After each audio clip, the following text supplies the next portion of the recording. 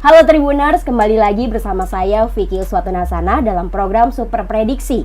Kali ini kita akan membahas semifinal Piala AFF 2022 bersama narasumber kita hari ini, Bung Eko dan juga Bung Majid. Halo Bung Eko. Sehat Vicky? Sehat, Alhamdulillah. Bung Eko gimana kabarnya nih? Alhamdulillah baik. Setelah pulang dari Qatar sekarang biasa. Sibuk lagi dengan agenda di Warta Kota dan Tribun. Back to routinity ya? Iya. Bung Majid gimana kabarnya nih yang baru balik dari Filipina? Ya, alhamdulillah baik-baik saja. Alhamdulillah, gimana di sana? Enak? Sama lah, nggak kurang lebih sama kayak Indonesia.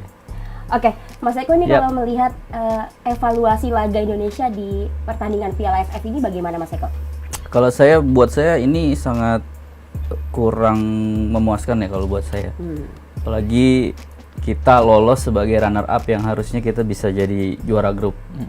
Dan Majid meliput langsung ke Filipina, melihat betapa mengesalkan kalau buat saya permainan timnas, main secara kualitas kita di atas lawan tapi kok hasilnya cuma menang 2-1 ya Bung Majid ya.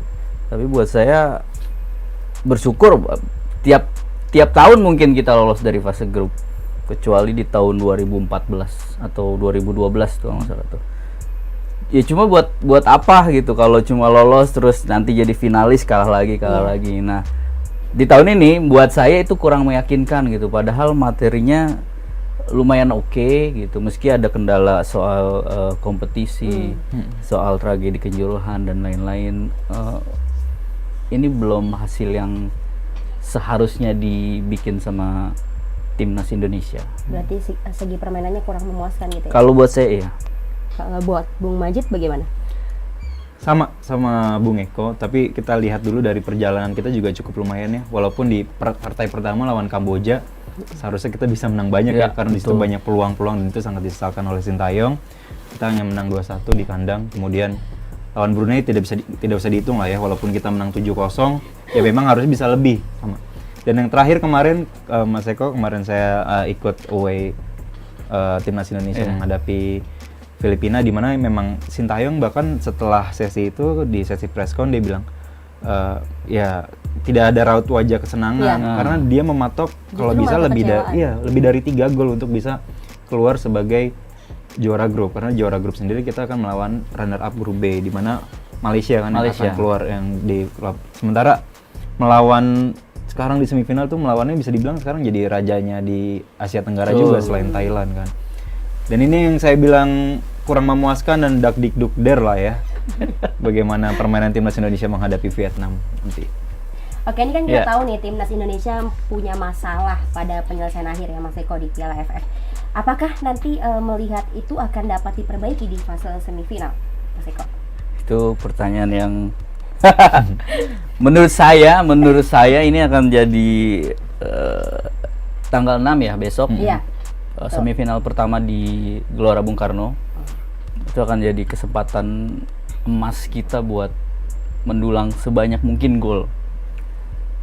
Tentu balik ke bagaimana pemain itu sendiri gitu. Pelatih sudah memberi instruksi yang baik dan pemain sudah dibekali kemampuan atau taktik dan lain-lain, tapi balik lagi mental mereka siap nggak untuk cetak banyak gol ke gawang Vietnam. Dan jangan lupa Vietnam ini baru cetak sejarah. Jadi sepanjang 3 kali Piala AFF terakhir, Vietnam mencetak sejarah dengan tidak kebobolan selama fase grup.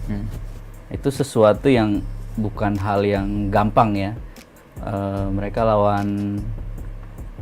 di fase grup mereka lawan Myanmar, terus ada Singapura, Malaysia, kemudian Laos. Nah itu lawan Laos mereka menang 6-0, Malaysia menang 3-0, Singapura 0-0, dan lawan Myanmar 3-0. Jadi mereka lolos sebagai juara grup B untuk melawan kita ya Bung Majid ya, runner up grup A. Nah, bisa atau enggak balik lagi buat saya sih di kandang mungkin oke lah ya. Tapi ketika balik ke atau nanti leg kedua di Vietnam 3 hari setelah tanggal 6 itu pasti ada banyak hal teknis yang bisa bikin rencana Sintayong berantakan. Pertama soal emosi, tekanan juga ya. soal pengalaman, soal tekanan dari publik atau supporter kita sendiri. Mungkin gitu. Oke, Bung Majid, ini kalau melihat timnas Indonesia ini kerap mendapatkan kritikan gitu yang banyak selama tampil di Piala AFF 2022. Banyak pihak yang menilai bahwa skuad Garuda tuh masih egois gitu. Bahkan pelatihnya sendiri Sintayong juga menyayangkan banyak peluang yang tidak bisa dimanfaatkan menjadi gol. Bagaimana tanggapan dari Bung Majid? Ya setuju, hampir semua masyarakat melihatnya sama ya Mas Eko ya, dengan timnas Indonesia itu sekarang kalau bisa dibilang memang dengan skuadnya memang bagus ya. Pencampuran antara pemain pengalaman, ada pemain naturalisasi juga, ada pemain yang muda juga. Cuma kembali lagi ketika di dalam lapangan khususnya di penyelesaian akhir kita lihat Egy pernah, Witan Sulaiman, tidak ada kipernya sudah lewat. Kemudian Ricky Kambuaya, back Hansa Muyama Pranata juga malah yang tendang dari atas. Persis di depan gawang. Makanya Sintayong juga agak merasa heran ya, sebenarnya apa yang terjadi dengan lini depan. Dan 7 gol ketika melawan Brunei itu 7-7-nya pemain yang berbeda, tidak didominasi oleh satu striker. Bahkan Spaso pun akhirnya bisa cetak gol juga kan di 1 gol. Dia walaupun dia di Liga 1 dia keluar sebagai top skor, tapi ketika di timnas dia tidak mendapatkan menit bermain yang terlalu banyak juga kan. Karena kita juga masih belum tahu nih dari 4 pertandingan ini tampaknya Sintayong juga masih kesulitan untuk siapa sih yang harus jadi starter di depan. Kita Sananta juga pernah dimasukkan striker. Terus di situ ada Dendi juga, ada kadang si Egy bisa masuk, si Witan juga bisa ditaruh di depan. Nah, kita melihat ini Sintayong masih belum bisa, kita masih dia mendebak-debak sendiri juga. Betul, gitu, tidak mempunyai striker siapa nih yang paling bos nih di depan. Dan itu makanya bilang kenapa masyarakat Indonesia itu sangat mempertanyakan ada apa ini. Kita juga takutnya Mas kejadian ketika menjamu Thailand kemarin. Kita banyak peluang juga ya. Thailand dengan bermainnya dengan kedewasaannya, dengan pengalaman yang tinggi, 10 orang loh bahkan. Kita sudah unggul. Kemudian dia 10 orang, dia bisa golin satu sama. Malah cetak gol penyeimbang. Dan ini yang akan dikhawatirkan oleh Vietnam. Makanya runner up ini menjadi suatu kerugian karena kita bermain di home dulu, habis itu away dulu. Katakanlah Vietnam menang 1 atau 2-0. Ketika di Vietnam, saya juga tahu atmosfera di Maidin sendiri. Itu supporternya juga sama gilanya dengan Indonesia. Dan pemainan Vietnam malah lebih semangat lagi. Mungkin menang 1-0, 2-0 kita juga jangan berbesar kepala juga, kita bisa lolos 3, ternyata dibantai 3-0. Jangan cukup merasa puas gitu. Betul. Kalau dari pandangan Bung Eko sendiri melihat tanggapannya Bung Majid bagaimana? Yang tadi dibilang Majid tuh sangat serius ya. Ketika main di Vietnam, jadi apa skuad kita? Apalagi mayoritas pemain-pemain muda yang belum terlalu lama bandingkan dengan Vietnam. Pelatihnya itu Park Hang-seo tuh dari tahun 2017 dia udah pegang Vietnam. Itu dari timnas usia 23.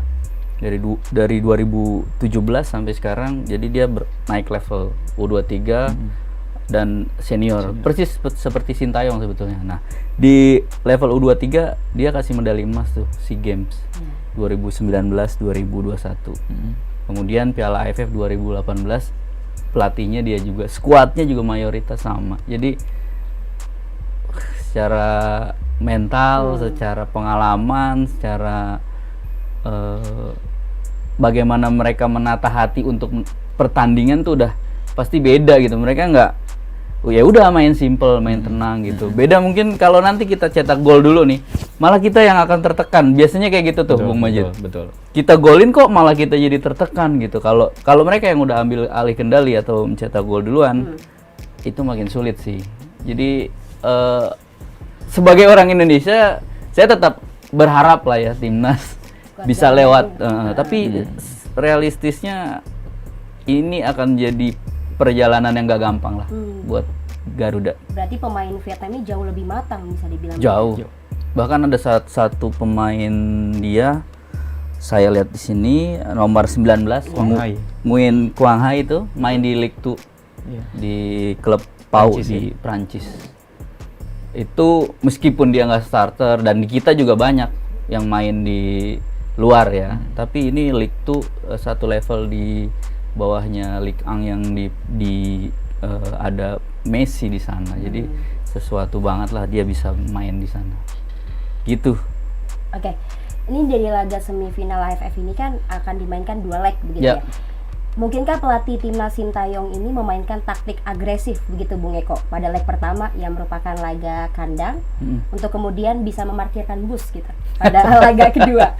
Kalau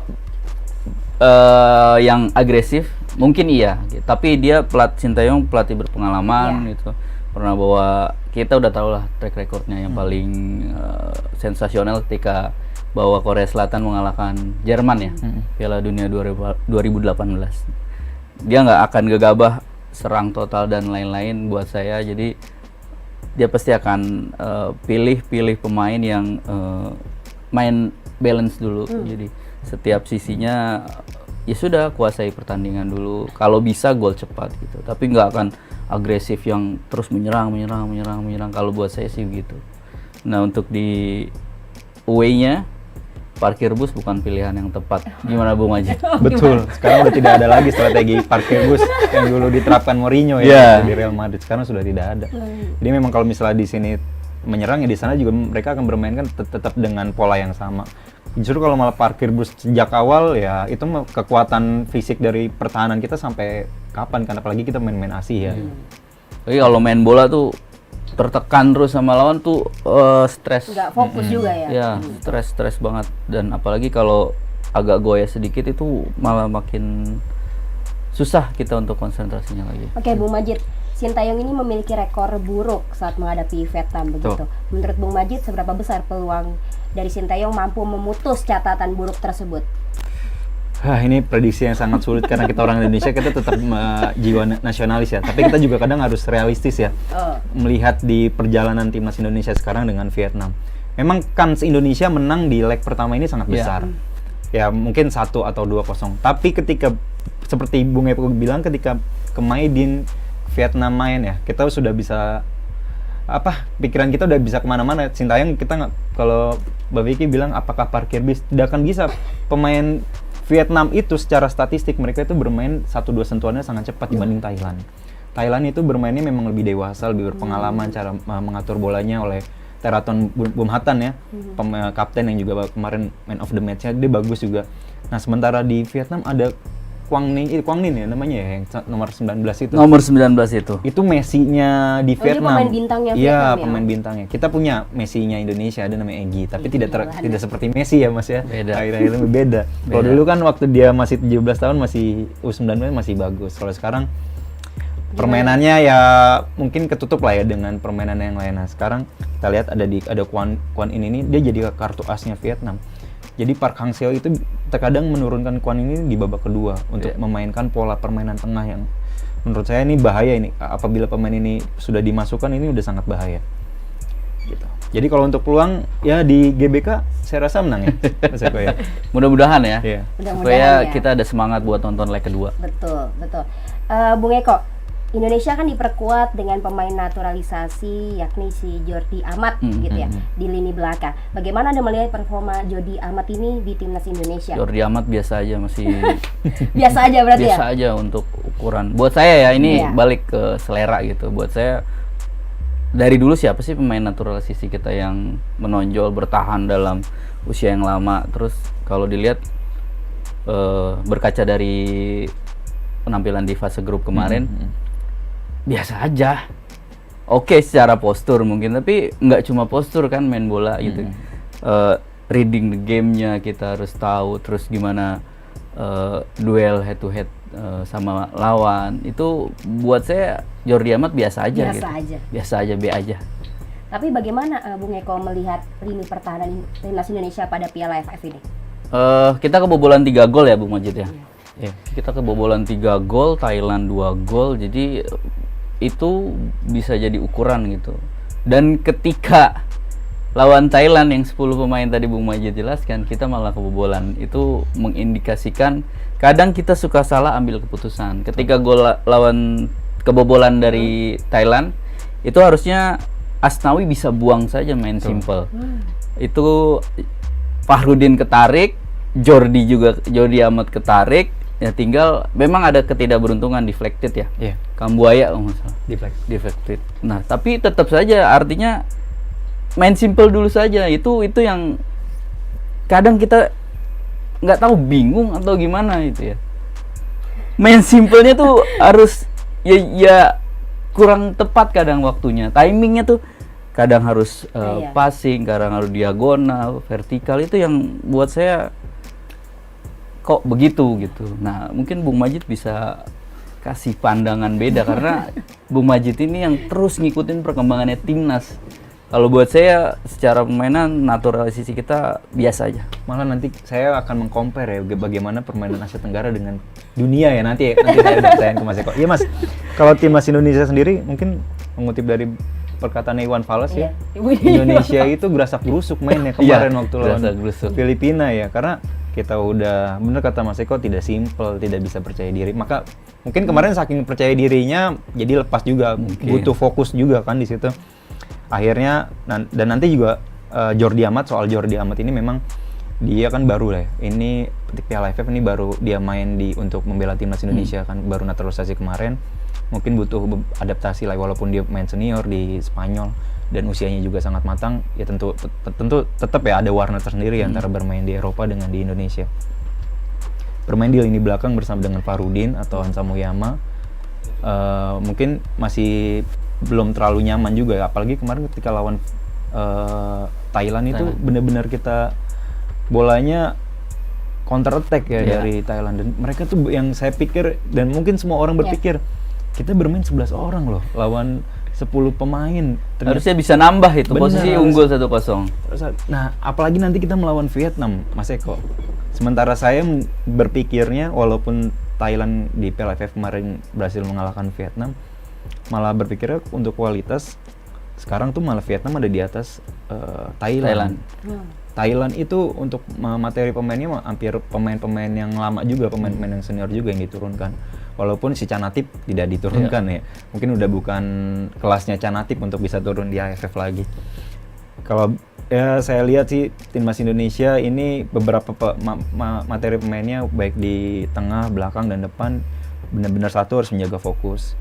Terus kedua untuk menghadapi Vietnam ini sangat terkenal dengan permainan kerasnya. Waktu itu kita tahu Evan Dimas yang dihajar Mas Eko di Piala AFF atau di SEA Games ya kalau tidak salah di Filipina dihajar. Terus kemarin di terakhir sih memang kita kalah ya di SEA Games, kalah 3-0 U23 waktu di fase grup itu terakhir. Memang dari 4 atau 5 pertemuan terakhir Sintayong menghadapi Vietnam belum ada 2 kali kalah dan 2 kali seri. Catatannya mungkin ini juga akan menjadi head to head lah pertarungan, walaupun sama-sama dari Korea Selatan, Park Hang-seo dari Korea Selatan, seniornya dari Sintayong. Ini juga jadi apa ya, head to head dua pelatih ini. Dan baru saja tadi saya mengikuti press conference pre-match conference untuk pertandingan besok. Kedua pelatih ini sudah ada aroma apa namanya head to headnya, sudah ada aroma perseteruannya dalam konferensi pers. Tadi saya ceritakan Park Hang-seo itu pas awal timnas dari Vietnam dulu ya. Dia melihat nih ada dua orang media Korea. Dia tunjukkan perkataan kamu dari mana? Kamu media atau bukan? Gitu kan. Tapi pakai bahasa Korea mereka. Tapi di dalam press con itu tidak dijelaskan oleh interpreter. Nah, nanti setelah itu abis itu selesai ditunjuk-tunjuk kan, marahan di situ. Nah, udah gitu selesai. Nah, kita baru dikasih tahu ternyata di situ kan medianya ini tuh dokumentasinya Sintayong. Yang selalu mengikuti Sintayong. Tapi kenapa memang dimarah-marahin? Iya, tapi bentar dulu. Ini ngikutin Sintayong nih. Iya. Ngikutin Sintayong terus keluar. Nah, interpreternya yang ngebantu menerjemahkannya si media ini ke Indonesia namanya Mbak Diana. Terus dia bilang, tadi itu kita ini ditanya-tanyain sama Pak Hang-seo, kenapa kamu di sini? Kamu media atau bukan? Ditunjuk-tunjuk lah kasarnya. Ternyata media ini dulu itu pernah kerjasama sama Pak Hang-seo, pernah meliput atau apa gitu. Dan media ini menggunakan jersey timnas Indonesia, Garuda. Mungkin dia merasa geram atau panas di situ. Kemudian si Pak Hang-seo juga dalam press con-nya itu yang tidak diterjemahkan dengan seluruhnya oleh interpreter yang bertugas di situ. Dia bilang kalau dia satu mengkritisi kan sebenarnya jadwal itu 19.30 maju. Ternyata tidak dapat izin ya. Jadi dimajuin 19.30. Ternyata itu juga disoroti oleh si Park Hang-seo sampai dia bilang, Indonesia bagaimana sih soal jadwal aja tidak becus gitu. Bagaimana mau mengadakan Piala Dunia? Kasarnya begitu. Nah, itu yang dikatakan langsung oleh interpreter dari media Korea itu, dan diceritakanlah kepada Sintayong. Sintayong denger nih, ya udah kita habisi saja besok. Gitu. Nah jadi nih sebenarnya sudah ada aroma perseteruan juga nih antar pelatih gitu Mbak Vicky.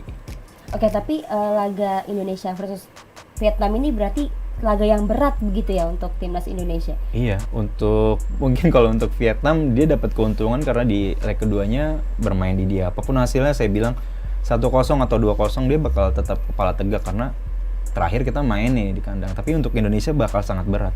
1-0, 2-0 belum menjamin Indonesia untuk bisa ke final karena di leg keduanya harus away ke Vietnam. Oke, tadi kan lini belakang nih, kita ke lini tengah. Jadi kalau di lini tengah ini kan setiap kali kalau Rahmat Irianto dimainkan, timnas selalu berhasil mencatatkan clean sheet begitu. Bahkan saat digantikan sama Kambuaya, ketika lawan Thailand, gawang Indonesia justru malah kebobolan gitu. Seberapa penting kontribusinya Rahmat bagi timnas Indonesia kalau dari pandangan Bung Eko? Itu pilihan ya, balikan semua penyusunan pemain, penetapan komposisi itu pilihan pelatih. Tapi kalau saya melihatnya ketika main dengan Rahmat di tengah, aslinya Rahmat kan pemain yang serba bisa ya. Dia multifungsi main di sayap, back sayap bisa, back tengah bisa. Yang paling terkini gelandang bertahan, anchor di depan 4 back. Fungsinya dia ikut bantu 4 pemain belakang, atau kadang bisa jadi 3-5-2. Dia main ke belakang. Nah, itu dibutuhkan ketika kita dalam posisi yang lebih ingin menjaga pertahanan atau mengamankan hasil kalau buat saya. Nah, dibutuhkan tandemnya Rahmat, gelandang kreatif itu bisa Kambuaya, mungkin di situ ada Mark Locke, Abimanyu, Sarian Abimanyu gitu. Di depannya ada Witan, Egy, Sadil, Marcelino mungkin, baru di depannya Dendi ya. Tapi balik ke Rahmat, yaitu apakah Sintayong ingin mengamankan hasil atau dia butuh pemain yang tipikal menyerang untuk dobrak? Karena kita tahu berapa kali Sintayong tuh nggak pernah menurunkan striker murni ya, maksudnya Spaso tuh baru main di babak kedua gitu. Jadi pilihannya Dendi yang buat saya dia bukan tipikal striker nomor 9 ya. Dia pemain yang false nine ya kalau di Spanyol itu. Dia bisa main di winger gitu. Jadi untuk narik back lawan ke samping, dan itu dibutuhkan seorang Dendi. Menurut saya itu untuk fleksibilitas di dalam tim. Jadi pemain yang dari tengah, apalagi tipikal kita banyak gelandang-gelandang yang punya skill menawan lah, boleh dibilang gitu. Secara skill ya, tapi secara pengambilan keputusan itu beda soal. Skill udah oke gitu, tapi kalau lu nunjukin skill di waktu yang nggak tepat, ketika lawan udah cover atau sudah baca, selesai. Itu yang jadi persoalan di timnas gitu. Skill oke gitu, tapi pengambilan keputusannya yang kurang. Dan Bung Majid ini mantan pemain Persija loh, jadi dia tahu hal-hal apa sih kesalahan atau kemampuan kita yang bikin pemain kadang-kadang nggak berkembang gitu. Dan itu merugikan pelatih ya, maksudnya pelatih udah membekali tapi kadang yang bertandingan pemain di lapangan gitu. Itu yang buat saya susah lah Indonesia. Tapi apakah nanti akan ada perubahan, Mas Eko, semifinal? Kalau buat saya mungkin yang main Rahmat tadi gitu. Mungkin Rahmat dengan Klok dulu, sembari melihat bagaimana adaptasi di babak pertama atau menit-menit awal gitu. Di depannya sih masih sama lah, teman-teman atau supporter udah bisa menebak gitu. Ini nggak ada yang cedera atau akumulasi. Jordi kemarin akumulasi waktu lawan Filipina, tapi udah balik lagi. Nadeo juga tadi dikatakan kan sempat cedera juga waktu lawan Filipina. Dikatakan Sintayong performanya udah bagus, udah bisa main lagi kemungkinan besar. Pilihannya itu tadi berarti apakah menempatkan Mark Locke sebagai jangkar atau menduetkan Mark Locke dengan Rahmat. Tapi saya cenderung mungkin ya, ini kan prediksi, Sintayong akan menempatkan Rahmat dengan Mark Locke dulu. Terus wingernya ada Sadil, ada Egy, kemudian Witan, kemudian Dendi sama Kambuaya. Kalau dari Bung Majid? Soal apa nih? Soal Penempatan. materi pemain. Iya. Materi pemain ya tidak akan berbeda ya, karena ya kita tahu bahwa 23 pemain dan 23-nya itu juga memang sudah dicoba, walaupun kita masih ada satu ya, si Sananta itu masih bisa. Tapi memang performanya dia memang belum terlihat, walaupun memang jam permainan juga masih belum dikasih oleh Sintayong lebih banyak ya. Nah, lini depan pasti ada Spaso. Spaso itu tipikal benar-benar striker, striker tunggal dia. Dengan posisinya yang di atas 180, tinggi tegap, dia juga bisa jadi bola pantulan. Kemudian di kanan kirinya kita punya dua sayap kan, ada bisa itu Sadil, bisa itu Egy atau Witan. Nah, Spaso ini nanti akan bergantiannya dengan Dendi. Di lini tengah benar kata Mas Eko, ada Mark Lok, bisa juga Rahmat Irianto, atau ada Kambuaya. Syahrin Abimanyu juga saya pikir masih harus dikasih kepercayaan lagi. Dan untuk ini menurut saya yang riskan itu di bek kanan ya. Kita lihat Asnawi itu hampir bermain full ya, hampir bermain terus lah di Piala AFF ini. Coba kita kasih, dan si Yakub Sayuri ini memang kadang ditaruh sama Sintayong, bisa di wing kanan sebagai penyerang, bisa di back juga. Back kiri ada di Pratama Arhan, cuman kita lihat penampilan Edo juga sangat bagus ya Mas Eko ya. Tapi dia memang ketutup dengan Arhan yang mempunyai lemparan jarak jauhnya itu. Di tengah ya nanti kemungkinan Jordi Amat akan dipasangkan oleh Farudin atau enggak Hansa Muyama. Kembali Nadio setelah pulih dari cederanya, dia akan menjadi kiper nomor 1 lagi Indonesia. Dan kalau kita lihat materi tidak akan berubah, formasi masih menggunakan 4-3-3 menurut saya. Sintayong juga akan sangat agresif lah di pertandingan ini, sangat ingin karena sistemnya leg 1, leg 2 ya home and away gitu. Nah, saya tadi agak mau berkomentar atau menanggapi dari Mas Eko. Mas Eko kan bilang kalau timnas kita itu susah mengambil keputusan. Mengutip dari perkataannya Mourinho, Mas, sepak bola itu tidak hanya berlari dan mengoper, tidak hanya sekedar itu. Kalau hal itu ya anak-anak kecil bisa melakukan, loper. Butuh intelijensi yang tinggi. Makanya ketika di akademik di Spanyol itu mereka main piano, mereka main alat-alat musik yang bisa pikiran-pikiran mereka itu bisa untuk mengambil keputusan. Mereka tuh bisa adaptasinya dengan cepat, harus permainannya kayak gimana. Kita lihat juga mungkin 1-2 orang pemain di dunia yang bisa seperti kayak Messi. Dia cuma bermain scamming doang, bisa melihat ya seperti itu. Makanya saya mau tanya Mas, apa sih perbedaannya nih dari permainan kita di Asia Tenggara nih seperti ini? Kalau kita lihat di TV kan memang jelas. Ketika lihat langsung tuh emang kalau bermain tuh kayaknya kok nggak di pressing ya mainnya. Gimana Mas mainnya? Bisa spill sedikit nih cerita waktu di Qatar kemarin nih permainannya nih. Jadi Piala Dunia Qatar kemarin ya saya meliput selama 35 hari ya. Di sana nonton pertandingan dan sisi lain di luar sepak bola. Nah, untuk soal pertandingan sendiri gitu, itu dari sana bisa lihat langsung bahwa tim-tim yang lolos di Piala Dunia ini efisien, efektif mainnya, mayoritas. Jadi mereka kapan menunjukkan skill, kapan passing, kapan kerjasama, itu hampir semua pemain tim negara tahu kapan harus main kayak gitu. Nah, itu masih belum ada di Indonesia, Mas. Dan itu saya entah kenapa ya Indonesia nih. Jadi balik tadi ke soal di sana ya. Mau dibandingkan itu udah level Piala Dunia. Betul. Dan mungkin kita akan maju bertahap kalau secara kompetisi, secara pengembangan sepak bolanya itu grassroots-nya itu bertahap bagus gitu. Jadi nggak terputus karena harus berganti pengurus atau hal yang lain, faktor non teknis di sepak bola kita itu banyak sekali. Nah, balik lagi tadi ke timnasnya nih lawan Vietnam. Nomor 14-nya Vietnam nih bagus banget kontrol bolanya. Namanya Nguyen Hoang Duc. Nguyen ya. Nah, terus ini tuh bakal jadi PR buat Rahmat Irianto atau siapapun yang jaga, karena bola pertama selalu dari dia. 14 terus maju tadi bilang 19, nomor 19. Nah, tapi buat saya nomor 14 ini spesial gitu. Dia kayak Iniesta atau Xavi dulu di era Barcelona. Nah, ini yang rasanya juga pasti tim pelatih Indonesia sudah mewaspadai hal itu. Tapi balik lagi, kalau nomor 14 dimatikan, Bung Majid tadi bilang ini skuad emas kalau buat saya. Rata-rata kalau dilihat skuadnya itu 23, 25 tahun, 27. Yang paling berpengalaman tuh 31 tahun. Farudin ya? Nomor 10 enggak, 10. Vietnam. Vietnam.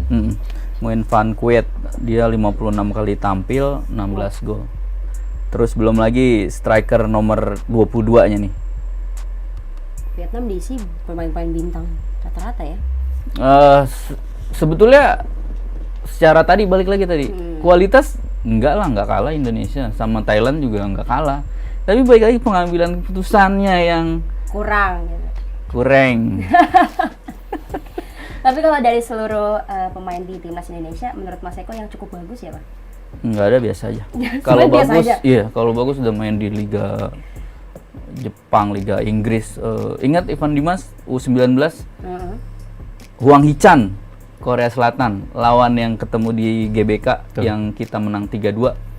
Evan sekarang, mohon maaf, saya kenal Evan juga, dia bermain di Indonesia masih, tapi Hwang Hee-chan udah main di Liga Inggris, Liga Jerman. Jadi saya nggak tahu apa yang keliru dari perkembangan sepak bola kita Sekarang gitu ya. Oke. Kalau dari Bung Majid kan tadi dibilang Bung Eko tuh biasa aja semuanya. Dari Bung Majid gimana? Kalau saya masih ngeliat satu pemain ya, wonderkid masih Marcelino ya. Dia tuh kalau misal dikasih kepercayaan terus mungkin dia, dan sebenarnya setuju dengan Bung Eko. Kita punya tuh dulu wonderkid si Evan Dimas tuh masih wonderkid ya dulu ya zamannya. Nah, dulu itu dia kalau tidak salah tidak mau ke Eropa atau seperti apa gitu ya. Nah, mungkin hal yang sama, aturan jangan si Marcelino ini dia punya bakat. Bahkan saya punya kabar bahwa Marcelino tuh diminatin di salah satu klub di Belanda. Ya memang kalau misalnya kita di Indonesia nih, kalau memang dari umur 17-18 memang benar-benar punya bakat, udah keluar aja lah. Keluar yang jauh, jangan main di Liga Indonesia. Supaya ada perkembangan juga Dan nantinya. begitu, satu catatan lagi, begitu pun main di Liga luar ya harus main. Ya. Jangan tidak main, percuma kan kalau tidak main, cuma latihan-latihan aja ya dapat apa gitu, mending balik lagi deh gitu. Ya Marcelino sih masih, kalau permainan bagus ya kita lihat ininya bagus ya, secara passingnya juga bagus, terus ini bagus walaupun dia pemain masih muda ya. Dia juga habis cetak sejarah kan, jadi pemain timnas Indonesia termuda ya yang cetak gol di Piala AFF di Indonesia setelah Boas, hanya beda terpaut 3 bulan atau 4 bulan gitu. Dan kemungkinan jadi tulang punggung kita di Piala Dunia U20. Bisa iya, sangat karena cuma Baru 18 tahun dia. Kapten dan bisa jadi kaptennya dia itu. Oke, tadi kan disebut sama Bung Majid jika Indonesia kan kansnya tuh banyak besar gitu menang melawan Vietnam di pertandingan laga nanti. Nah, akankah kalau nanti dia menang di Indonesia pertama, nah leg kedua Indonesianya main sama Vietnam lagi, itu kan pasti tekanannya besar nih, Bung Majid. Betul. Khususnya kan kita tahu timnas Indonesia ini kan julukannya juara tanpa mahkota gitu, sering kali kalah di leg kedua. Nah, bagaimana tanggapan Bung Majid? Ya balik lagi ke julukan dulu, predikat dulu. Emang Indonesia udah 6 kali runner up. 6 kali. Mas Eko mungkin udah liputan 4 kali. Saya baru dapat 3 kali. Ya semoga jangan keempat kalinya lah ya saya liputan runner up. Ya kalau kita di GBK ya kita percaya diri, mungkin ada 50.000 penonton. Tapi balik lagi kalau permainannya kalau balik lagi di sini, kalau permainannya kayak menghadapi Thailand kemarin, kalau di sini seri ya udahlah, kita bisa apa. Cuma kalau kita benar kata Meksiko, kita menang 1-0, 2-1, 2-0, di sana tuh kita bisa tandingan leg kedua lebih percaya diri nontonnya Mas ya. Walaupun kalau di sini udah menang tipis, waduh deg-degan banget. Mendingan diganti lah gitu kadang-kadang. Tapi ada satu hal yang pengen saya sampaikan, mungkin nggak tahu deh, udah pada tahu belum? Luis Milla, mantan pelatih timnas Indonesia, itu pernah bilang gitu, dia satu orang di timnas kita, saya sebut namanya Sadil Ramdhani, itu dia puji setinggi langit. Menurut dia paling topnya di eranya dia tuh Sadil Ramdhani. Tapi ada hal-hal yang membuat Sadil dan pemain Indonesia lain ketika tampil di luar, entah itu homesick, entah itu persoalan sikap, entah itu soal adaptasi dengan makanan dan lain-lain, itu terus belum lagi tadi baik ke homesick itu kangen sama lingkungan, pertemanan, itu yang kayaknya kita harus pikirin atau bikin ekosistem yang di luar untuk menunjang si para pemain bola kita gitu. Kalau enggak kita akan di sini-sini aja gitu. Padahal secara skill boleh dilihat, tanyalah orang-orang atau pelatih-pelatih yang melatih klub di Indonesia yang berasal dari luar, Jackson F. Tiago, siapa, sebut saja Fabio Oliveira mungkin. Mereka mungkin akan lihat pemain Indonesia tuh keren gitu, tapi ketika di level berikutnya 16, 17, 18 udah mulai hilang. Kurang. Iya, Liga Danon tuh kita hampir juara terus ya Mas ya. U12-nya Danon tuh lawan Brazil kita bisa menang, Prancis bisa menang. U16 juga mungkin masih bisa ngimbang-ngimbangin lah di Asia ya. Ya balik lagi ya ketika udah naik ke U23 senior. Nah itu yang masih goyang tuh, kenapa sampai sekarang alasannya kenapa ketika pemain sudah masuk ke level senior malah prestasinya malah menurun. Gitu. Oke, dari tadi kan kita sudah membahas timnas Indonesia versus Vietnam nanti. Ini kalau melihat Thailand nanti versus Malaysia, bagaimana Bung Majid? Thailand versus Malaysia. Thailand datang dengan rasa percaya diri tinggi ya. Dia juara kemarin menghadapi Malaysia. Alexander Polking juga sudah bisa, pelatih dari Thailand, dia juga sudah tahu bagaimana permainan Malaysia. Malaysia juga kemarin harus adu penentuannya dengan Singapura. Singapura pertandingan terakhir untuk bisa lolos sebagai runner up grup B. Ya kalau menurut saya Thailand masih di atas lah ya. Dari Thailand sendiri kan ini nanti akan home dulu di Malaysia, habis itu kedua di Thailand. Kalau kita melihat langsung permainan Thailand di GBK, ya saya pikir Thailand punya kans kembali. Mohon maaf bisa, Malaysia. Iya, punya kans bisa masuk ke final ya. Salah satu pemain bintangnya tuh si Teraton Bumhatan, kaptennya. Dia dulunya tuh main di back kiri, back sayap kiri. Back sayap kiri, tapi sama si Alexander Polking justru dipindah ke tengah. Mainnya lihat cara dan makin bolanya. menonjol. Bener. Usianya 31, 32 gitu kalau tidak salah. Dia semakin tua ya bisa bermainnya ya seperti Messi mengayomi pemain-pemain lainnya gitu. Kalau dari pandangan Bung Eko sendiri bagaimana? Malaysia nggak ada peluang, jadi Waduh. udah serahin aja hasil lahirnya sama Thailand. Karena cukup berat begitu ya? Lebih berat daripada Indonesia harus lawan Vietnam. Kalau Indonesia masih ada peluang nih menang. Malaysia, aduh biasa aja, nggak usah senang-senang mereka lolos. Gitu. Tapi kalau dilihat dari permainan Malaysia kemarin-kemarin? Secara permainan mereka sebetulnya ini kan tim yang transisi juga. Mereka liganya atau negaranya juga kan sedang bermasalah gitu. Itu berimbas ke sepak bola federasi dan secara permainan nggak meyakinkan kalau saya yang lihatnya. Dan di grup B itu kan grupnya Vietnam itu nggak, lawannya so-so semua lah itu, nggak ada yang menonjol. Myanmar juga sekarang biasa aja. Jadi lolos itu sesuatu yang sudah cukup bagus buat Malaysia gitu. Berarti di laga pertama ini Malaysia tuh pasti kalah gitu Mas Eko? Kalah dia, insya Allah. Tapi Bung Majid sendiri gimana Malaysia? Apakah ada perlawanan dari Malaysia? Malaysia kalau bisa pun melawan seri lah. Seri 0-0, 1-1 seri lah bisa golin. Ya itu buat Thailand, dia datang seri ya udah bagus. Itu dia sejelek-jeleknya Thailand kalah 1 ya Mas, tapi di sana dikalahin Malaysia 3-1, tetep aja ke final kan Malaysia. Thailand. Iya. Oke, kalau melihat dari semifinal ini kira-kira nanti siapa yang akan melaju ke final Bung Eko? Waduh. Siapa aja yang masuk? Berharapnya Indonesia, tapi kita ngomong nasionalis ya? Iya, berharapnya tentulah. Nggak mungkin saya mendoakan Indonesia kalah. Iya. Bajunya aja udah timnas nih. Pengen juara. Udah kangen juara dari sepanjang liputan.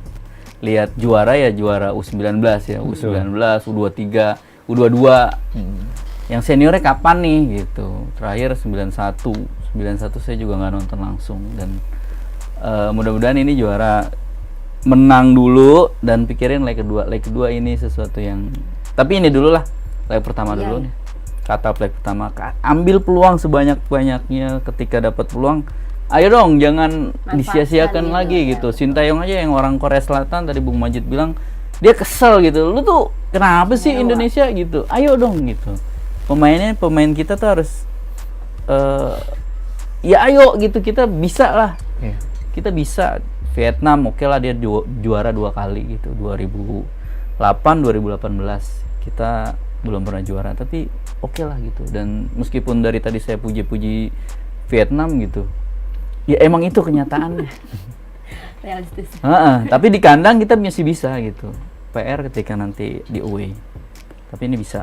Buat saya mungkin prediksinya ya. Iya, prediksinya. 2-1. Tapi harapan saya 4-0 5-0. Gitu. Kalau Bung Majid gimana? Siapa yang akan lolos ke final? Sama lah, sebagai masyarakat Indonesia yang baik dan mencintai Indonesia dan suka bermain juga, ya saya sangat berharap Indonesia menang. Apalagi nanti di GBK didukung 50 ribu lebih ya supporter. Ya kalau misalnya mentalnya Vietnam nggak bagus-bagus banget ya aturan bisa goyang ya. Jadi pemain ke-12 itu bisa ngegempur. Dan perlu diingat juga ya Mas Eko ya, supporter kita juga harus bijak lah ya. Jangan Jadi, seperti kemarin ya, kejadian kemarin Thailand di ada satu insiden bisnya dilempar atau di apa. Itu ternyata jadi catatan juga kan ke AFF.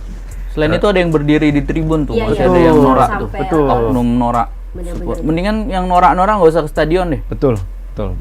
Karena akan rusak pertandingan Betul. aja. Citra kita sebentar lagi bikin tuan rumah Piala Dunia ya U20 Benar. 2002. Oke, Mas, cukup pemain kita aja dinaturalisasi, supporter jangan naturalisasi lah. Makanya ya, dengan karakter kayak gini ntar lama-lama supporter naturalisasi lagi. Biar bisa duduk di depan rapi gitu. Makanya saya pikir sih ya supporter juga sama ya. Ya. Kita dukung dengan respect juga, dengan fair play juga. Biarkan mereka datang. Kemarin saya cukup kagum loh Mas Eko ketika di Filipina itu. Oke. Supporternya Filipina itu ada di Bijak, Tribun bijak. Barat, dan supporter timnas Indonesia itu rata-rata dari KBRI dan mahasiswa yang kuliah di sana, ada sekitar 100-an lebih lah. Ada di Tribun Utara di belakang gawang. Ketika Indonesia ini mereka tidak terbiasa aja. Bahkan pemain ketika golin tepuk tangan loh mereka. Iya. Itu salah satu makanya saya Sportif bikin. sekali ya. Nah, ini tidak ada di Indonesia. Bahkan Indonesia aja ketika timnas lagu kebangsaan lawan aja nyanyi kadang suka teriak bu. Iya. Atau enggak suka chance suka teriak bu gitu. Mungkin rivalitas perlu, cuman respect itu harus yang lebih Harus tinggi nomor lah, satu lah. harus nomor Harusnya, tinggi. Iya. betul. Ya itulah supporter Indonesia, kalau yang norak nggak usah datang. Nggak usah datang.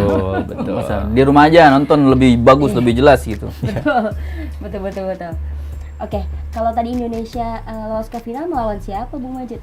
Final, semifinal dulu Iya. nih. Kalau Iya, semifinal dulu ya, misalnya katakanlah kita lolos nih final, pasti Thailand. Thailand. Ulangan lagi. Insya Allah. Ngulang lagi berarti dong. Iya, tahun waktu kemarin kan 2020 kan kita mainnya bubble ya di Singapura. Kita leg pertama kalah 4-0 tuh. Makanya aduh, kalah 4-0 terus duanya bisa 2-2. Jadi kita kalah 6-2 waktu itu sama Thailand. Ya semoga bisa rematch di final lawan Thailand. Oke, semoga skuad Garuda bisa masuk ke Amin. final lah ya. Amin. Oke, demikian Tribuners ulasan dari Bung Eko dan juga Bung Majid. Bung Eko dan Bung Majid, terima kasih Terima sudah kasih. datang dalam program Oke. Super Prediksi. Oke, Vicky. Terima kasih Tribuners juga sudah menyaksikan. Demikian ulasan dari Bung Eko dan juga Bung Majid. Terima kasih Bung Eko dan Bung Sama-sama. Majid sudah Sama-sama, hadir dalam Mbak Vicky. Super Prediksi. Tribuners, terima kasih juga sudah menyaksikan. Saya Vicky Swatunasana pamit undur diri dan salam olahraga. Jaya.